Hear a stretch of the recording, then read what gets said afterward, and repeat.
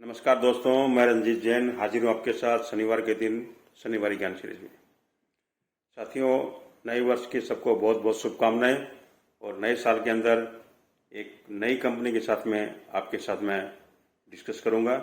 उसका क्या बिजनेस है, क्या ये कर रहे हैं, कैसे आगे संभावना है, ये सब चीज़ मैं आपके साथ डिस्कस करूंगा।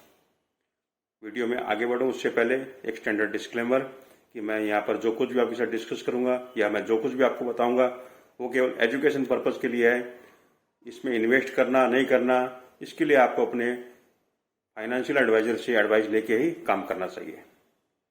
साथियों, अपने डिस्कस करते हैं जो आज की कंपनी मैंने चुनी है उस कंपनी के बारे में।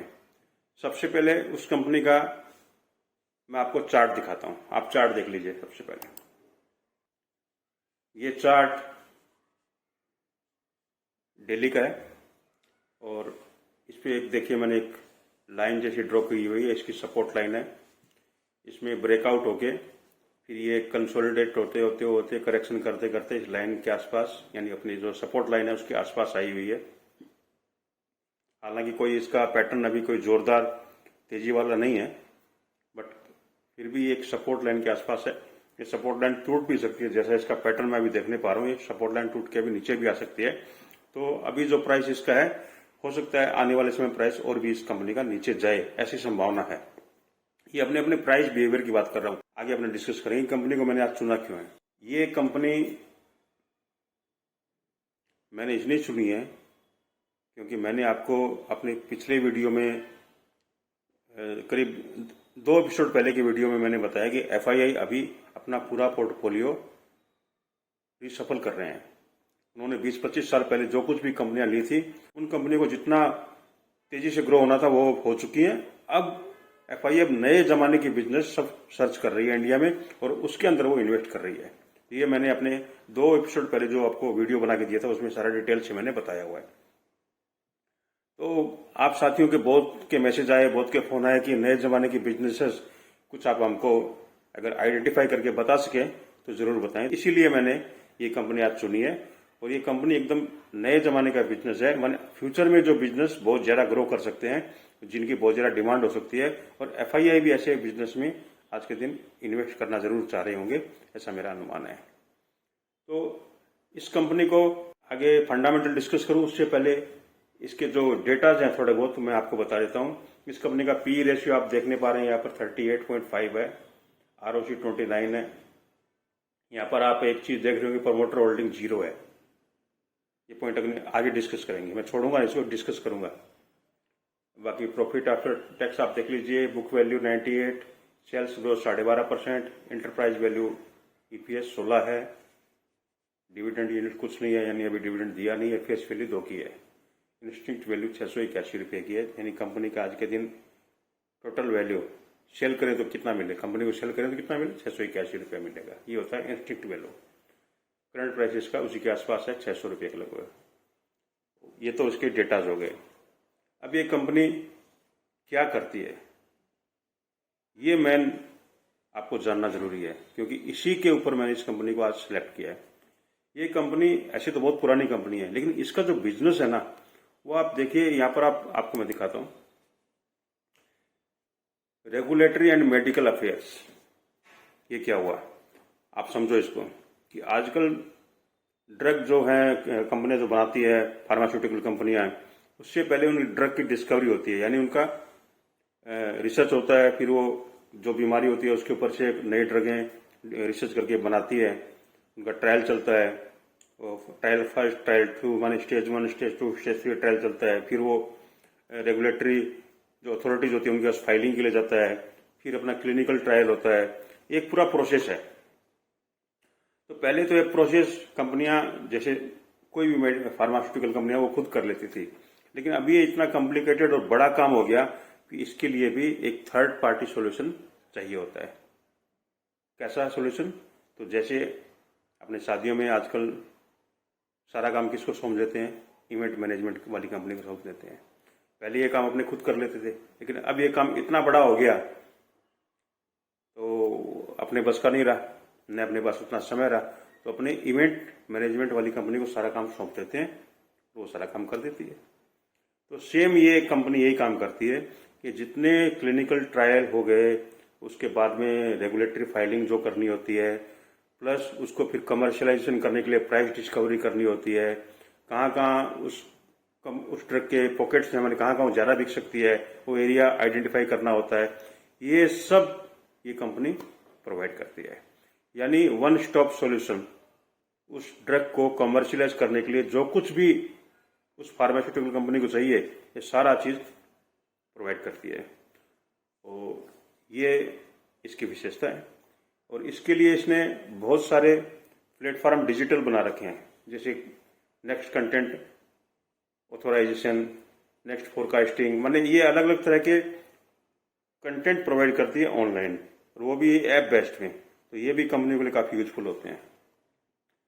दूसरा आप देखिए कंपनी का प्रेजेंस कहाँ कहाँ पर है। तो आप देखो Toronto, Montclair, Oxford, Atlanta, New York, Mexico, माने अक्रॉस द वर्ल्ड हर जगह कंपनी काम करती है।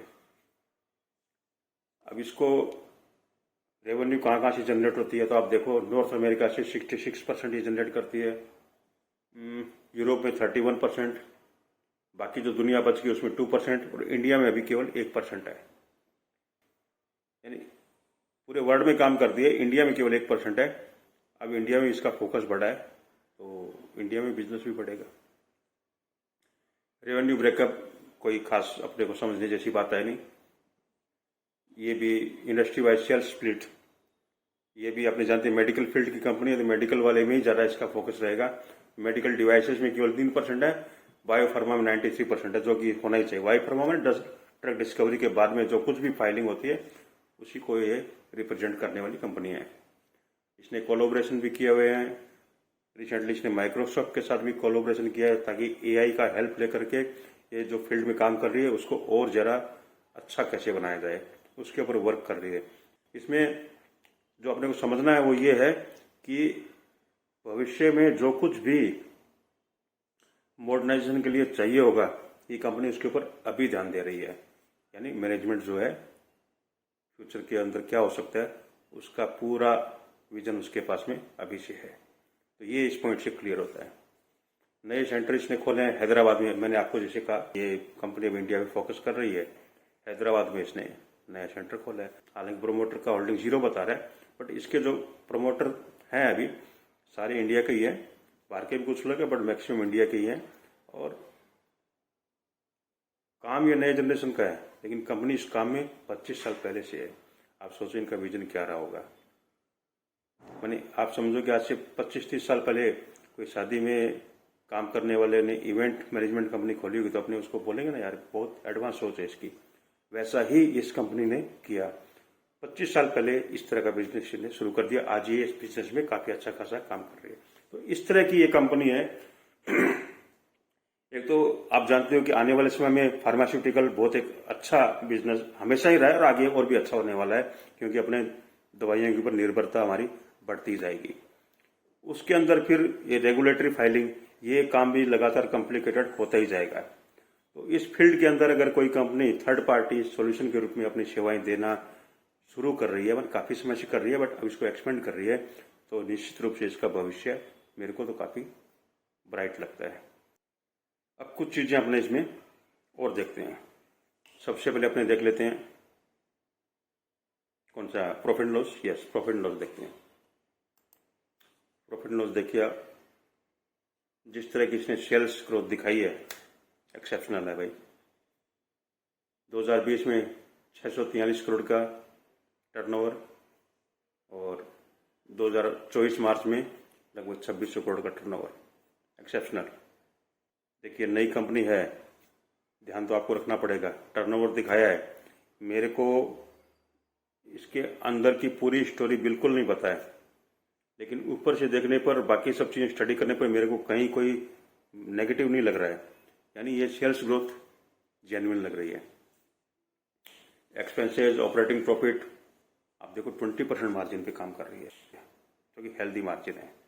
इससे ज़्यादा तो ये नहीं करने पाएगी क्योंकि कंपटीशन भी आ ही जाएगा। हालांकि ये ऐसी फील्ड है जिसमें कंपटीशन बहुत कम होने वाला है, फिर भी कंपटीशन तो आएगा। बट ये 20% मार्जिन अगर ये इसको मेंटेन भी कर लिया, 1-2% कम भी हो जाए तो कोई इशू नहीं है, क्योंकि टर्नओवर काफ़ी है और आने वाले समय में टर्नओवर और भी बढ़ने वाला है, क्योंकि ये सब काम मेडिकल फील्ड में आप जानते ही हो काफ़ी बढ़ने वाले हैं। तो ये मार्जिन भी इसका हेल्दी है एंड अदर इनकम का कंपोनेंट भी इसका अच्छा खासा है। इसमें क्या है ये देखते हैं। चलो अदर इनकम में क्या इसने दिखाया है।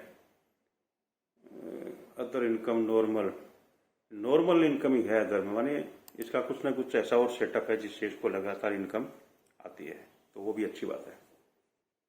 ईपीएस इसका पहले तो चलो इक्विटी इसका कम था तो 900 को दिखा रहा है, 937 रुपया ईपीएस। करंटली इसका ईपीएस 16 रुपये बता रहा है, जो कि अच्छा है। अपने इसका बैलेंस शीट और चेक कर लेते हैं। बैलेंस शीट में इक्विटी कैपिटल इसका करंटली सितंबर 2024 में दिखा रहा है 48 करोड़। उसके सामने रिजर्व बता रहा है 2312 करोड़, जो कि इसी साल इसका पब्लिक इशू आया था तो उसमें 460 के लगभग इसका इशू आया था। तो ये रिजर्व तो जो प्रीमियम इसको मिला उसके दम पर इसने बनाया है। तो इस रिजर्व में प्रॉफिट का पार्ट तो बहुत कम होगा, ज़्यादातर पार्ट जो शेयर इशू करने वाले प्रीमियम इसको मिला वही है। फिर भी अच्छा रिजर्व एक है। बोरोइंग जो इसने पब्लिक इशू लाया उसमें यही बोला था कि हम जो हमारा लोन लिया हुआ उसको रीपे करेंगे, तो 490 करोड़ का लोन था, रीपे कर दिया, केवल 90 करोड़ का बचा है, तो ये भी अच्छी बात है। अदर लाइबिलिटी जो नॉर्मल में कंपनी जो चलती है तो शॉर्ट टर्म लाइबिलिटी उनकी होती रहती है, तो नॉर्मल है भी। फिक्स एसेट्स 8632 अच्छी बात है। इन्वेस्टमेंट 917 करोड़, ये भी अच्छी बात है। इसने कहीं ना कहीं और अच्छे इन्वेस्टमेंट कर रखे हैं जो आने वाले समय में अपने को फायदा करा के जाएंगे। अभी सारा डिस्क्लोज नहीं कर रहा हूँ, आगे बताऊंगा। आप सोच रहे कंपनी का नाम तो नहीं बताया, वो भी बताऊंगा। आप इसका सारा चीज देखते रहिए, कंपनी का नाम भी आपको मिलेगा। अब अपने इसका देखते हैं इन्वेस्टर्स। इन्वेस्टर इसमें किस तरह से हैं, तो आप देखिए अभी जून में इसका पब्लिक इशू आया था, तो पीछे की डिटेल तो मिलेगी नहीं। जून में इसकी एफआईए की होल्डिंग थी 3.80, सितंबर में एफआईए की होल्डिंग है 4.80, यानी 1% उन्होंने अपनी होल्डिंग बढ़ाई है। यानी एफआईए की नज़र इसकी पब्लिक इशू आते ही पड़ गई। ये भी हो सकता है या ये भी हो सकता है उन्होंने पब्लिक इशू में ही ये मान लिया हो, 3.80 तो पब्लिक इशू में ले लिया हो और वापस में मार्केट से 1% और उन्होंने बाई किया है, यानी उन्होंने एंट्री कर ली इसमें भी। DII ये भी पब्लिक इशू में लिया होगा 3.8, अभी उनका 3.17 मैंने उन्हें थोड़ा माल बेचा है। इन्होंने जो बेचा हुआ है भाई ने खरीद लिया। इंडिया में भी यही चल रहा है, DI जो बेचती है वो FI खरीद रही है, FI जो बेच रही है वो DI खरीद रही है। अब कौन क्या बेच रहा है कौन क्या खरीद रहा है वहीं सब पेच है। Public holding 92%। यहाँ पर मैं आपको बताता हूँ प्रमोटर होल्डिंग 0 इसमें क्यों बता रहा है। प्रमोटर होल्डिंग 0 इसलिए बता रहा है कि ये प्रोफेशनली मैनेज कंपनी है, इसका कोई प्रमोटर नहीं है। कुछ टेक्निकल लोग मिलके कंपनी बनाए, बाहर से फंडिंग ली, जो इन्वेस्टर होते हैं उनसे फंडिंग ली और कंपनी को ग्रो किया। अब ये पब्लिक इशू जब आया, जो इन्वेस्टर थे उन्होंने अपना ऑफर फॉर सेल में अपने शेयर बेच दिए, तो पब्लिकली कंपनी लिस्टेड हो गई। जो टेक्नोक्रेट थे या टेक्निकल लोग थे उनके पास थोड़ी थोड़ी होल्डिंग जो और होती है वो होल्डिंग है और कंपनी प्रोफेशनली रन है। जैसे L&T हो गई प्रोफेशनल कंपनी, ऐसी बहुत सारी कंपनियां इंडिया में जो प्रोफेशनली रन है, ये भी उनमें से एक है, प्रोफेशनली रन है। तो ये भी मैं इसको प्लस पॉइंट मानता हूँ। कोई प्रमोटर नहीं है तो गड़बड़ी की आशंका बहुत कम हो जाएगी। पब्लिक होल्डिंग को क्लासीफाई करके देखते हैं तो इसमें एक बड़ा इन्वेस्टर 22% वाला, ये जो अभी पब्लिक इशू आया उसमें जिन्होंने होल्डिंग अपनी बेची उन्होंने सारी होल्डिंग नहीं बेची, यानी इन्वेस्टर अभी भी इसमें बने हुए हैं। तो ये भी अच्छी बात है कि उन्होंने एक पार्ट बेचा है होल्डिंग का, बाकी इसमें बने हुए हैं as a public shareholder, वो इसमें अभी भी बने हुए हैं। ये सब नाम इसमें दिखा रहे हैं, सारे बहुत सारे नाम हैं, इनको अलग अलग बताना कोई ज़रूरी नहीं है, बट काफ़ी लोग ऐसे हैं जो अभी भी इन्वेस्ट किए हुए हैं, जो शुरू से इसमें इन्वेस्टर थे। तो कुल मिला के ये अपने कह सकते हैं कि कंपनी की शेयर होल्डिंग भी ये बताती है कि FIA की इसमें एंट्री है और FIA का फोकस अब आज के दिन भविष्य की कंपनियों पर है। तो FIA को लगता है कि ये भी कंपनी भविष्य की हो सकती है। तो ये प्रोफाइलिंग मैंने कंपनी की आपको बता दी, भविष्य की कंपनी ये मैंने आपको बता दिया। बिजनेस बहुत अच्छा है, ग्रोथ की संभावना बहुत अच्छी है, मार्जिन 20% है, बहुत अच्छे हैं, प्रमोटर कोई है नहीं, ये भी अच्छी बात है, टोटल प्रोफेशनली मैनेज कंपनी है, तो अपने को ज़्यादा कुछ इशू में आने वाले हैं नहीं। तो अब इसका नाम मैं आपको बता देता हूँ, क्योंकि सारी डिटेल तो बता दी लेकिन नाम तो नहीं बताया। कंपनी का नाम है इंडेजिन लिमिटेड। इंडेजिन लिमिटेड, इंडेजिन लिमिटेड, ये कंपनी का नाम है। तो अब मैं आपको ये कतई नहीं बोल रहा हूँ कि ये भाव में आप कंपनी ले लीजिए या कब लेना है, ये सब आप डिसाइड कीजिए। मैंने आपको एक ऐसी कंपनी आपके नज़र में डाल दी जो मेरे को लगता है कि फ्यूचर का बिजनेस है। FII ज़रूर इसमें बड़ा इन्वेस्टिंग करेंगे और हो सकता है 10-15 साल बाद में ये कंपनी कहीं से कहीं आगे बढ़ जाए, मेरे को संभावना नजर आ रही है। करंट का प्राइस लेने लायक है कि नहीं है ये मैं आपको कमेंट नहीं कर रहा हूँ, क्योंकि नई कंपनी है, अप डाउन खूब चलेंगे, हो सकता है प्राइसेस और आपको नीचे मिल जाएं, हो सकता है प्राइस यहाँ से जंप भी कर जाएं, ये सब इसमें चलेंगे, क्योंकि अभी पुराने इन्वेस्टर निकलेंगे, नए इन्वेस्टर एंट्री लेंगे, तो इसमें काफ़ी अप डाउन चलेगा। लेकिन आपको इस कंपनी पे नज़र बना के रखनी है। ये कंपनी वैसी ही कंपनी है जो भविष्य में मल्टीबैगर हो सकती है। तो ये था मेरा इंडेजिन लिमिटेड के ऊपर आज का एनालिसिस। साथियों, आपको नए साल का स्क्रिप्ट पसंद आया होगा, आप इस पर नज़र रखें, और आपको अगर सारी चीज़ें पसंद आई तो आप लाइक, सब्सक्राइब और शेयर ज़रूर करें। आपके लाइक, सब्सक्राइब और शेयर करने से हम लोग को और मेहनत करने का और काम करने का हौसला मिलता है। Thank you very much.